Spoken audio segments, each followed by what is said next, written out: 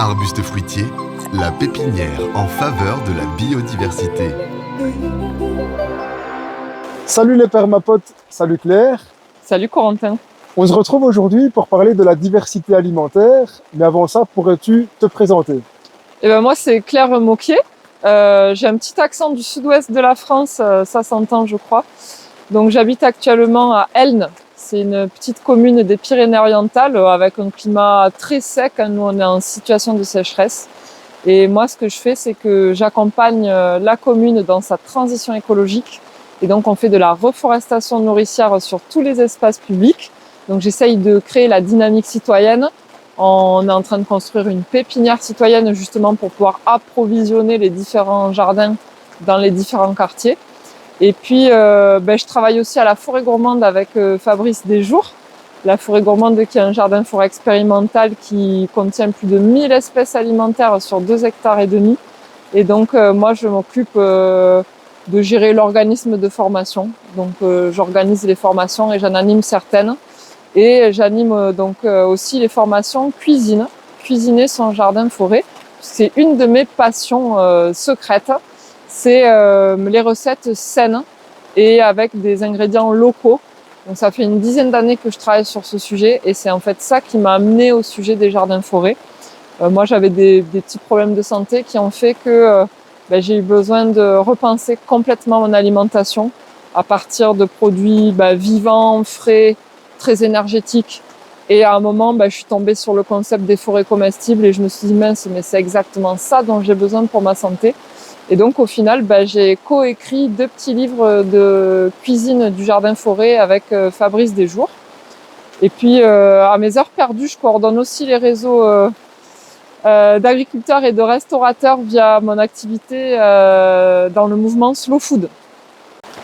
En quoi la diversité végétale des jardins-forêts permet-elle de retrouver des goûts perdus, d'enrichir notre alimentation et d'apporter des nutriments spécifiques? Déjà, le jardin-forêt, c'est vraiment le modèle qui permet d'accroître notre diversité alimentaire. Et en fait, ça s'est énormément appauvri. Aujourd'hui, un Belge ou un Français moyen, c'est peut-être 60 espèces alimentaires dans son alimentation. Alors qu'il y a 200 ou 300 ans, c'était déjà 300 espèces alimentaires, qu'en climat tempéré, on a un potentiel de 7000 espèces alimentaires.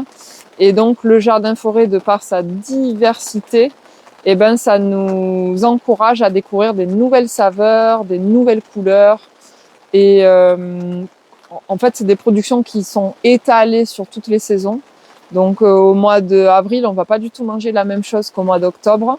Ça va nous apporter les bonnes choses au bon moment. On dit souvent que le printemps, c'est le moment un petit peu détox, où on va faire le plein de jeunes feuilles, de jeunes pousses. En fait, dans le jardin-forêt, on a tous ces feuillages qui proviennent des arbres.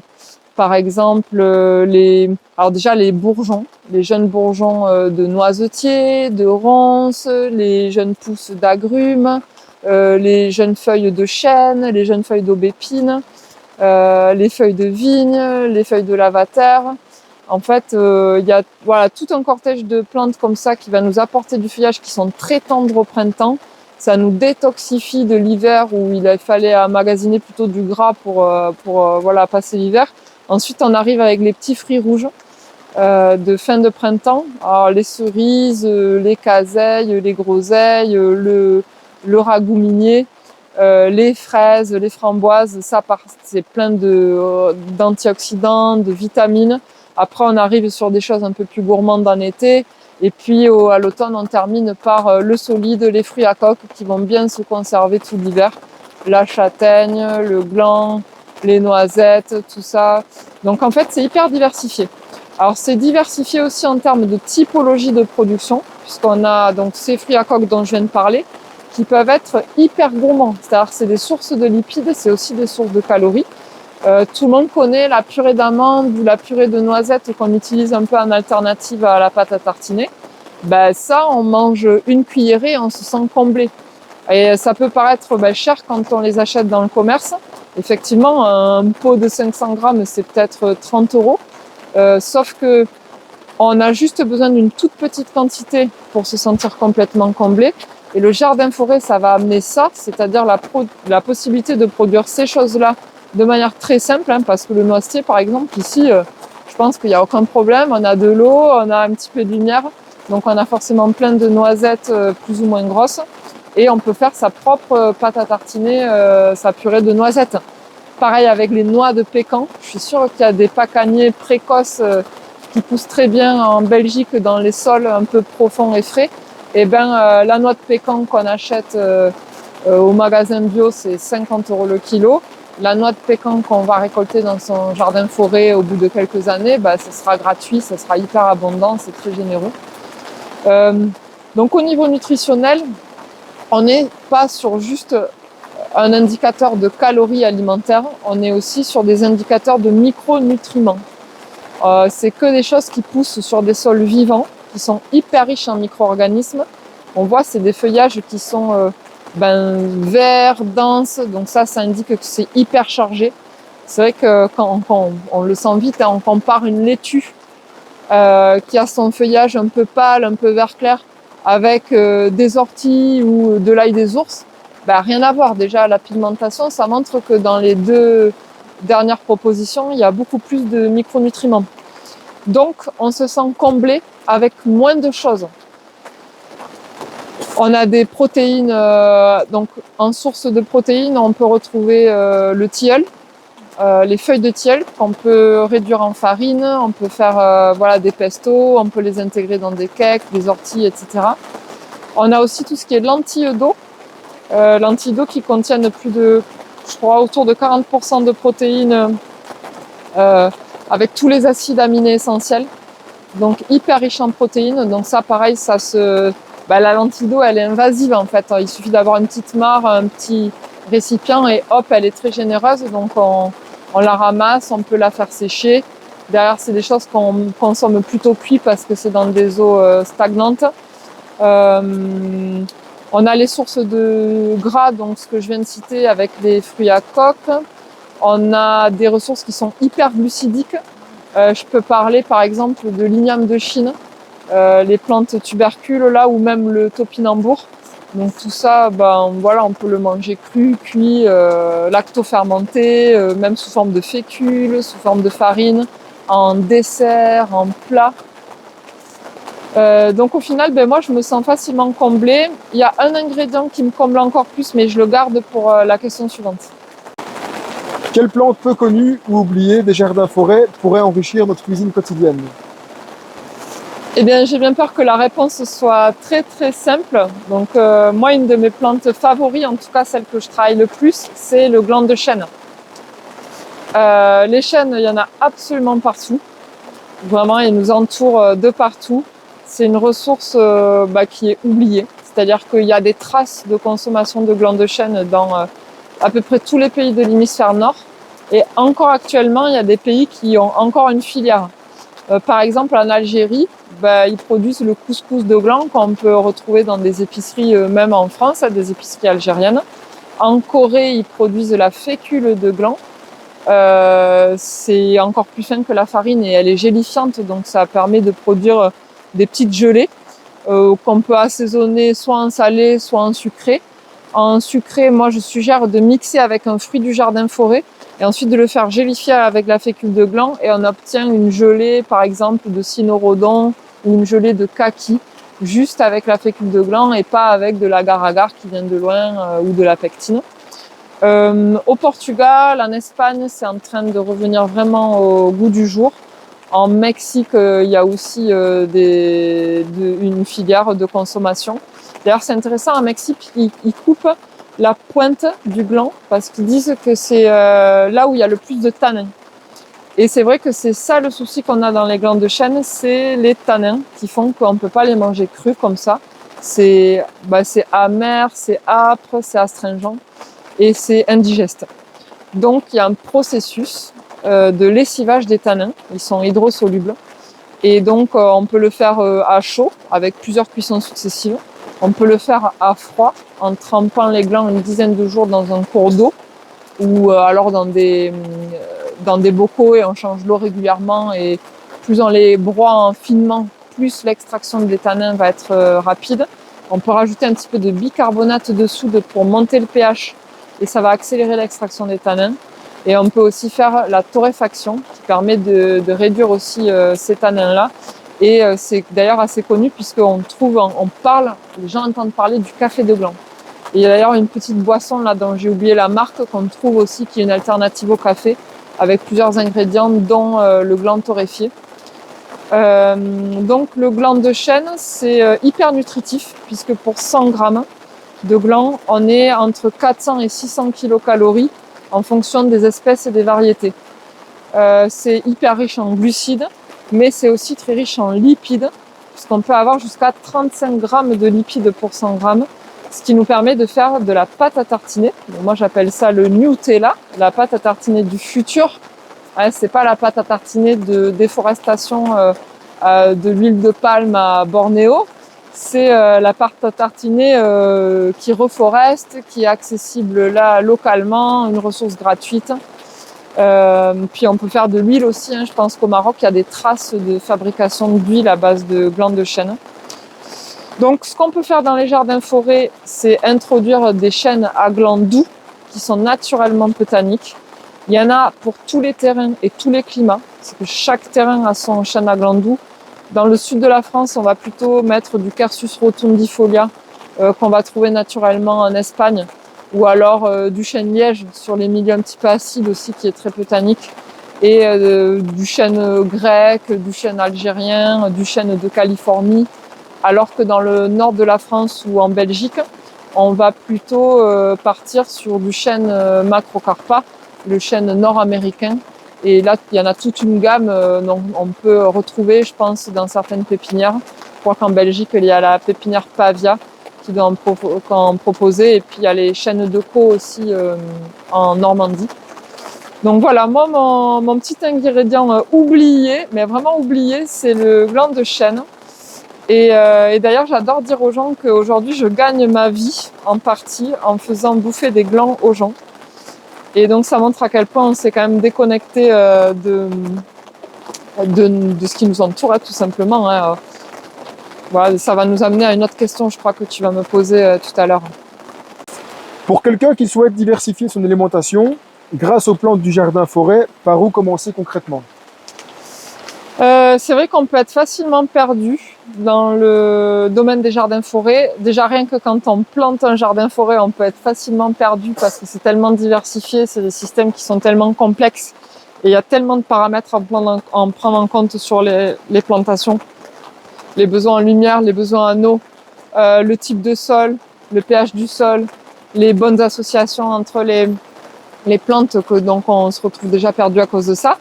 Et par rapport à l'alimentation, c'est vrai que l'alimentation, donc la cuisine reforestante qui est proposée par le jardin forêt, elle peut être très bouleversante si on a une alimentation, on va dire, classique. Donc la pyramide alimentaire de l'européen classique, ça va être à la base des céréales, une base de céréales. Ensuite, de la viande, des protéines animales, ensuite des légumes, ensuite des fruits. Et donc, ce que nous propose l'alimentation du jardin forêt, c'est tout autre chose. C'est tout un autre monde. On va plutôt avoir à la base des feuillages. Et en fait, on peut s'inspirer aussi de l'alimentation des grands singes qui ont un métabolisme qui est assez proche du nôtre et qui ont une alimentation qui est déjà très diversifiée. À peu près 300 espèces alimentaires pour les grands singes, dont la moitié sont des feuillages. Et ensuite 40% de fruits, et puis un petit peu de graines oléagineuses et un petit peu d'insectes. Et nous, actuellement, sur notre régime classique, on est hyper éloigné de ça, vu qu'on a très peu de sources de feuillage qui composent notre alimentation. On a juste la laitue, les épinards, les blettes, et c'est tout, en gros. Donc, une première étape, c'est d'essayer d'introduire un petit peu plus de feuillage qui viennent du jardin forêt dans des salades composées. Des super salades, des mesclins. Donc on peut, si on n'a pas l'habitude de manger des feuilles assez denses, assez fibreuses, parfois un petit peu plus dures à mâcher que la laitue, on peut tout simplement partir d'une base de laitue et venir la complexifier avec des feuilles du jardin. Donc là, on aura tous les légumes vivaces, par exemple le grand orpin, on peut avoir les choux perpétuels, on peut avoir les gopodes, les lamiers, la clétonie, les orties, le plantain, le pissenlit, les feuillages d'arbres, les feuilles de vigne, les feuilles de tilleul, etc. Donc on va venir les couper en petits morceaux, les mélanger à une salade, une laitue normale, se faire une bonne petite sauce et déjà c'est un excellent moyen d'intégrer toutes ces feuilles-là qui sont là toute l'année en général. Toute l'année on trouve des feuilles. Même en plein cœur de l'hiver, peut-être qu'on en aura un petit peu moins, mais il y en aura quand même quelques-unes. En plein cœur de l'été, pareil, il y en aura un petit peu moins, mais on aura peut-être du kénopode, un petit peu de pourpier, des plantes comme ça qui sont assez adaptées. Et puis ensuite les fruits. Tout le monde mange des fruits. Donc ces fruits, il va y avoir deux catégories. Il y a les fruits qu'on peut manger frais comme ça, qui sont déjà très bons, que tout le monde connaît. Donc, tout le monde connaît la pomme, la poire, la cerise, la pêche, etc. Tout simplement, on continue à les consommer pareil. Et puis, il y a la catégorie de fruits qui, peut-être, crus comme ça, sont un peu moins bons et qu'on va pouvoir travailler.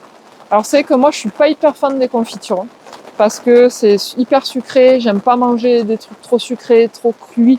Je préfère des modes de conservation qui sont un petit peu plus sobres, un petit peu plus durables et plus sains surtout. Donc moi, ces fruits-là, je vais les travailler en fruits séchés en général. Donc soit le fruit séché entier, par exemple le kaki. C'est vrai que le kaki, c'est tellement généreux comme plante, on peut avoir jusqu'à 500 kg de fruits par kaki, plaque minier. Et donc on peut les faire sécher, soit entiers, soit sous forme de cuir de fruits. Et le cuir de fruits, on peut le manger comme ça quand on est dehors dans le jardin, qu'on a besoin d'un petit boost d'énergie, ça fait un fruit séché comme ça, quand on va marcher, quand on fait du sport. Et puis on peut le cuisiner de manière un peu plus élaborée. C'est que j'aime bien mélanger le fruit séché, donc le cuir de fruits, avec une graine oléagineuse mixée, par exemple la noisette mixée. Et je viens étaler la noisette mixée avec un peu d'eau et de miel sur le cuir de fruits. Et ensuite, je viens rouler le cuir de fruits et je mange ça en dessert ou pour le goûter. Et c'est excellent. Et puis ensuite, on peut prendre des recettes vraiment classiques que tout le monde connaît, que tout le monde a l'habitude de manger. Et on vient switcher une partie des ingrédients. Exemple du pain d'épices. Le pain d'épices, tout le monde connaît. Souvent, les gens aiment bien. Et le pain d'épices, on pourrait se dire que la farine, au lieu de mettre que la farine de blé, on va pouvoir mettre peut-être la moitié de farine de blé et la moitié de farine de châtaigne et de gland. Et à la place de mettre du beurre ou du lait dans le pain d'épices, on pourrait mettre de la purée d'amandes ou de noisettes, ou de noix de pécan ou de noix, et du lait végétal. Donc le lait végétal de noisette. Et donc on se retrouve avec un truc qui a à peu près le même goût parce qu'on a quand même mis du miel, on a quand même mis du sucre, on a quand même mis des épices à pain d'épices. Sauf qu'il y a la moitié des ingrédients qui viennent de notre jardin forêt. Donc on fait bouger comme ça les curseurs. On part de recettes qu'on aime bien, qu'on connaît, et on switch les ingrédients. As-tu un plat ou une recette fétiche que tu aimes préparer avec les plantes de ton jardin forêt? Alors j'en ai vraiment beaucoup des recettes fétiches et des plats fétiches. Il y a plein de choses. Là, par exemple, en arrivant chez Thierry, j'ai vu le chou perpétuel, le chou d'Aubenton hyper en forme. Là, moi, j'adore faire des chips avec ça. Et donc, je les coupe en morceaux. Et ensuite, je les trempe dans de la mousse fermentée de noix. Et ensuite, je mets ça au four à basse température. Et ça me fait des petits chips croquants qui sont aromatisés à cette mousse fermentée. Et cette mousse fermentée, c'est aussi une autre de mes recettes vraiment préférées, avec les noix. On peut le faire aussi avec d'autres fruits à coque, mais c'est vrai qu'avec les noix, c'est génial. Donc en gros, c'est pas du tout une recette pour conserver les noix, c'est vraiment pour les travailler autrement. Et moi, j'ai des problèmes de digestion des produits laitiers. Vraiment, ça me réussit pas trop de consommer du fromage et tout ça, même si j'adore. Et la mousse fermentée de noix, ça vient offrir les mêmes sensations. C'est riche en gras, c'est gourmand. Donc si j'ai des noix séchées, je les réhydrate d'abord toute une nuit. Je les fais tremper dans de l'eau. Ensuite, le lendemain matin, je viens les rincer. Puis je les mets dans un blender avec le même volume en eau. Je rajoute du sel et de l'ail pour assaisonner. Je rajoute un petit peu de vinaigre ou de jus de citron pour baisser le pH. Et je mixe tout ça, je mets dans un bocal rempli aux 3/4 et j'attends 48 heures à température ambiante. Et ce liquide-là va gonfler, va devenir aérien, mousseux. Et donc, c'est ça que j'appelle la mousse fermentée de noix. Et ça, je l'utilise comme quelque chose à tartiner sur du pain, par exemple, ou dans les salades, dans les mesclun justement de plantes du jardin-forêt, ça va venir apporter une douceur, une gourmandise, une texture aussi. Je l'utilise pour aromatiser mes chips de choux perpétuels. Je l'utilise de base comme pour des pestos aussi. Par exemple, un pesto de feuilles de tilleul à la mousse fermentée de noix, ça remplace un peu l'huile. Et puis ça apporte déjà un assaisonnement et c'est assez gourmand. Donc ça, je dirais que c'est vraiment une de mes recettes fétiches. Et en fait, au total, ça peut paraître compliqué, mais c'est juste 1 minute 30. 1 minute 30 de réalisation, mais on anticipe. C'est-à-dire qu'on s'y prend 2-3 jours avant. On prend 10 secondes pour tremper les noix. On prend 30 secondes pour les mettre dans un blender avec les autres ingrédients. Ensuite, on met dans un bocal, on attend et c'est bon. Comment cette alimentation variée peut-elle renforcer notre résilience alimentaire face aux crises? Climat, énergie, transport. Eh bien déjà, l'alimentation du jardin-forêt, donc on parle de cuisine reforestante, c'est-à-dire une cuisine qui va venir stocker du carbone, qui va nécessiter très peu de main-d'œuvre, très peu d'eau, très peu d'énergie fossile pour être produite. Parce qu'un jardin-forêt, en fait, on peut l'entretenir à la main, à la machette, éventuellement à la tronçonneuse si affinité, quoi. Mais en tout cas, c'est gérable pour une personne d'entretenir facilement 4000 m² tout seul avec des outils manuels, sans problème, une faux. Donc déjà, le système produit des choses avec très peu d'intrants, avec une faible maintenance, mais en plus, le système stocke du carbone. Ça veut dire qu'il est très résilient face aux changements climatiques. Moi, il y a quelques années, j'ai relevé des défis locavores. Et les défis locavores, c'est justement une technique de sensibilisation aux risques alimentaires, donc les risques de rupture d'approvisionnement. Et le défi locavore, ça consiste à constituer un repas de fête, chic, local et pas cher, avec que des ingrédients qui viennent d'un rayon de 51 km et avec un faible bilan carbone, c'est-à-dire qui correspond aux accords de Paris où on donne 2 tonnes d'émissions carbone à l'année pour un Français. Et c'est vrai que ce que j'ai remarqué en relevant ces défis, c'est que quand on inclut des plantes sauvages déjà on les a pas cultivées, elles ont poussé toutes seules, donc on n'intervient qu'à partir de la cueillette. Donc déjà quand on inclut peut-être 10% de plantes sauvages, on stocke du carbone au lieu d'en émettre, donc c'est pas mal. Quand on inclut des productions qui viennent de notre jardin-forêt, c'est-à-dire des choses qu'on a plantées qu'une fois, qu'on a entretenues au début et ensuite qui deviennent autonomes et qui produisent de plus en plus année après année, encore pareil, là on est sur l'alimentation qui stocke et pas qui émet. Donc finalement, par rapport à toutes ces questions déjà de changement climatique, on est sur une technique qui est hyper propre par rapport à notre environnement. Et par rapport à cette autonomie et cette résilience alimentaire locale, c'est là que ça devient très intéressant, puisque on n'est plus dépendant des machines. Et c'est vrai qu'on regarde les grandes cultures ou le maraîchage, en fait, à quoi passe toutes ces journées, l'agriculteur, à quoi passe-t-il toutes ces journées? Il les passe à désherber, il les passe à empêcher l'apparition de la forêt. Puisque la nature, quand on la laisse faire, elle évolue naturellement par des processus naturels de succession écologique vers un état forestier. Et en fait, ce qui nous demande du travail, c'est d'empêcher cet état forestier d'apparaître. Donc, le jardin-forêt, au contraire, on accompagne cet état, voire on l'accélère, et on n'a plus besoin de tracteurs, et on n'a plus besoin de tous ces trucs-là qui, s'il y a une rupture des circuits d'approvisionnement, nous bloqueraient sur nos processus de cueillette et de transfo, quoi. Donc c'est vrai que les glands, par exemple, j'en parlais tout à l'heure, les chênes, ils sont partout.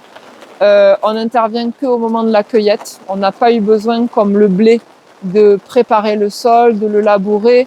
On n'a pas eu besoin d'avoir une moissonneuse-batteuse qui vient faire la récolte. On n'a pas eu besoin d'enlever la petite parche qui entoure le grain de blé, ni le tamiser. Non, non, non, on peut tout faire facilement avec des équipements low-tech, le décortiquage, le lessivage, le séchage et la transformation en farine. Le jardin-forêt ne se limite pas à diversifier ce que nous mangeons, il crée aussi une diversité botanique et écologique. Comment cette diversité interagisse-t-elle et en quoi renforce-t-elle la résilience globale du système? C'est vrai qu'un jardin-forêt, c'est un système complexe qui va pas juste nous nourrir à nous, ça va aussi nourrir le vivant, les oiseaux, en fait tous les maillons de la chaîne alimentaire. On voit si on fait par exemple du maraîchage, un des gros problèmes qu'on a, c'est les limaces. Et dans un jardin-forêt qui est déjà bien installé, on n'a pas ce problème-là parce qu'on a déjà évolué dans le processus de succession écologique. On se retrouve avec tous les maillons de la prédation, tous les maillons de la chaîne alimentaire. Et donc, on a créé des habitats pour les hérissons, les reptiles, les amphibiens.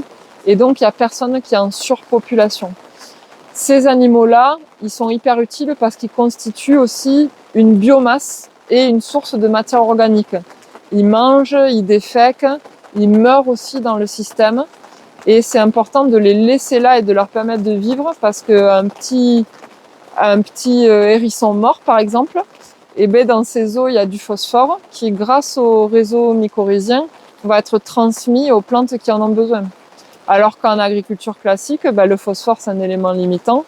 On est obligé de creuser des phosphatières et tout ça. Et puis, on peut arriver finalement à un épuisement de cette ressource qu'on peut avoir comme ça dans les cadavres, les os, les urines, etc. Donc le jardin-forêt, ça nous permet d'avoir une boucle de nutriments qui est complètement bouclée grâce au vivant. Et finalement, c'est ça qu'on essaye de faire bosser à notre bénéfice, c'est le vivant.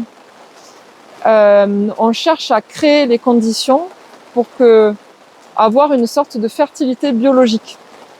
Et donc, on cherche pas juste à labourer pour avoir un sol qui est aéré, qui est un petit peu avec une texture un peu de couscous, de crumble, qui va favoriser la pousse des racines et tout ça. Non, non, non. On cherche pas non plus à mettre des engrais chimiques qui vont amender. Voilà, tout ça, on cherche pas du tout à amender.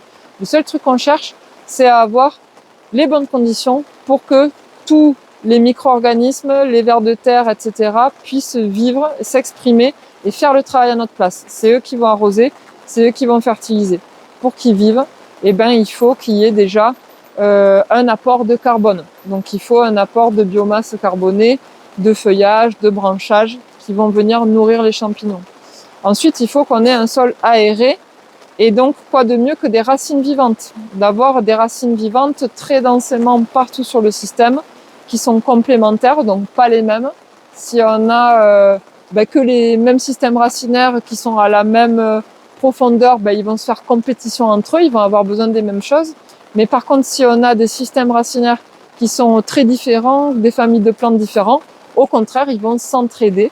Et puis, ils vont faire appel à des bactéries, à des micro-organismes complémentaires. Donc, un sol aéré, saturé en racines vivantes, c'est aussi, donc pas travailler, surtout pas travailler, sinon pas de mycorhize. Et c'est ça qui fait que le système est hyper autonome. Alors, si on a un jardin-forêt tout seul au milieu d'un désert agricole, on va avoir un problème. On va avoir tous les prédateurs qui vont venir se régaler. Alors, quand je parle de prédateurs, c'est-à-dire les oiseaux, je pense que tu as dû l'expérimenter aussi. Il suffit d'une année qui n'est pas très bonne, on va dire, pour l'agriculture dans la région. Et comme un jardin-forêt, c'est hyper diversifié, même s'il y a eu un problème climatique à un moment, il y aura quand même d'autres productions qui vont être là. Et les oiseaux vont venir se précipiter sur ces productions-là très vite. Et du coup, nous, on ne pourra pas vraiment en profiter. C'est pour ça que c'est hyper important de raisonner à l'échelle collective, territoriale, et de contribuer à développer des projets sur l'ensemble du territoire. Parce que seul dans son coin, en fait, on n'atteindra rien du tout. Comment concilies-tu biodiversité locale, espèces sauvages et plantes introduites ou exotiques? C'est une excellente question. Alors, pour moi, le jardin-forêt, c'est une superposition de deux systèmes. C'est la superposition d'un écosystème forestier local, avec des essences locales, avec la superposition d'un système de production alimentaire. C'est les deux mis ensemble, vraiment combinés. C'est en ce sens que le jardin-forêt est assez différent de ce qu'on trouve en agroécologie en général, où on a tendance à séparer ce qui est la production à proprement parler de ce qui est l'infrastructure agroécologique. Donc en général, on met les haies entre les champs de production, mais dans le jardin-forêt, on combine ces deux choses-là. Donc les essences forestières locales, elles vont améliorer la régénération du sol, elles vont attirer la biodiversité, elles vont produire de la biomasse. C'est en général des essences qu'on vient tailler, trogner, et donc ça vient enrichir l'humus. Et les essences alimentaires, c'est vrai que souvent, en tout cas nous à la Forêt Gourmande, on utilise des essences qui viennent d'autres continents. Alors pas que, enfin il y a aussi plein d'essences locales, oubliées, tout ça, mais il y a aussi ces essences exotiques. Alors déjà, il faut savoir que notre alimentation actuelle, elle est carrément basée sur absolument que des essences exotiques. On voit la passion et la folie des jardiniers pour la tomate. La tomate, c'est originaire du continent, d'Amérique centrale. La pomme de terre, la courgette, les poivrons, les petits pois, tout ça, ça vient de notre continent déjà. Donc finalement, dans le jardin-forêt, c'est un petit peu la même chose. Et on part du principe que notre biodiversité en France est quand même un petit peu plus pauvre que celle qui est en Asie et en Amérique du Nord. Et que on sait aussi, par le travail de paléobotanistes, qu'avant les dernières glaciations, en Europe, on avait une flore beaucoup plus riche que celle qui est aujourd'hui. Et donc, on avait des magnolias, par exemple, ou du ginkgo biloba, ou des plantes de la famille du lierre, là, les araliacées comme l'angélique en arbre du Japon. Donc, finalement, en quelque sorte, on les réintroduit. Ça permet ça améliore la résilience de nos systèmes. Ça nous apporte plus de choses à manger, plus de diversité, plus de saveurs. Et puis en fait, elles sont déjà à leur place. Et il ne faut pas confondre l'essence exotique avec l'essence invasive. C'est vraiment deux notions différentes. C'est pas parce qu'on met du cédrale de Chine, le Tuna sinensis, l'arbre salade, dans notre jardin qui va devenir invasif et envahir et tuer toutes les autres plantes. Donc on fait très attention aux essences invasives. On connaît leur milieu de prédilection et donc selon la région où on est, on va pas les implanter. Alors, à noter quand même que ces essences-là exotiques qu'on aime bien mettre dans les jardins-forêts sont déjà présentes chez nous. Dans les jardins des plantes, dans les jardins botaniques, mais aussi parfois tout simplement en tant qu'essence ornementale. Le ginkgo biloba, il est planté partout dans les villes. Et en fait, ici on ne sait même pas que ça se mange, mais en Chine, les noix de ginkgo, c'est quelque chose de hyper précieux. C'est même médicinal, on les mange grillées avec un petit peu de sel et de poivre.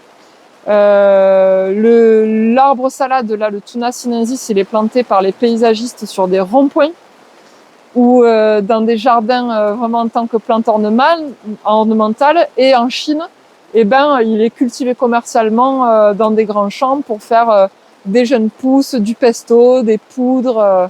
Donc voilà, tout simplement aussi dans les jardins-forêts, on s'inspire de la cuisine du monde et de ce qui se fait ailleurs. Les akebi qui poussent si bien chez nous, au Japon, c'est des chefs pour cuisiner l'akebi sous toutes ses formes, autant au niveau des jeunes pousses cuites que de l'enveloppe du fruit qu'on va cuisiner comme une endive, que de l'intérieur du fruit qu'on va consommer comme une gelée sucrée. Comment imagines-tu une ville, mais aussi une campagne dans 30 ans si les jardins-forêts étaient intégrés partout, dans les parcs, sur les toits, dans les écoles, mais aussi dans les fermes et les paysages agricoles? Je l'imagine trop bien parce que c'est ce que j'essaye de construire justement. Alors moi, ma stratégie, c'est de raisonner à l'échelle de la commune. Et ça, je l'ai appris notamment en discutant et en me formant aussi avec François Rouillet et Sabine Becker qui ont fondé l'Université francophone de l'autonomie alimentaire et qui, il y a quelques années, avaient proposé une feuille de route à destination des communes pour aller vers l'autonomie alimentaire. Et donc, il y avait 21 actions dans cette feuille de route. Il y avait d'abord des actions simples comme les incroyables comestibles, c'est-à-dire les bacs de nourriture à partager. Il y avait la Grinothèque, il y avait les ateliers cuisine, il y avait l'agora d'agriculture urbaine, il y avait les forêts comestibles publiques, les plateformes de compostage, le supermarché coopératif. Et en fait, moi, cette feuille de route, elle m'inspire beaucoup. Et c'est celle-là que je suis quand je travaille, notamment sur la commune où j'habite actuellement, mais aussi quand j'initie d'autres projets ailleurs.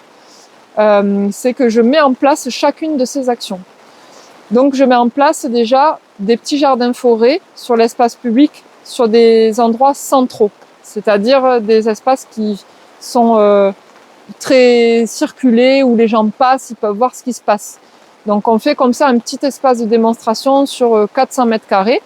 Les gens sont invités à participer. En général, ils participent parce que c'est un moyen de reconnexion à la terre, reconnexion aux autres. On crée du beau, en fait, on crée du bien-être.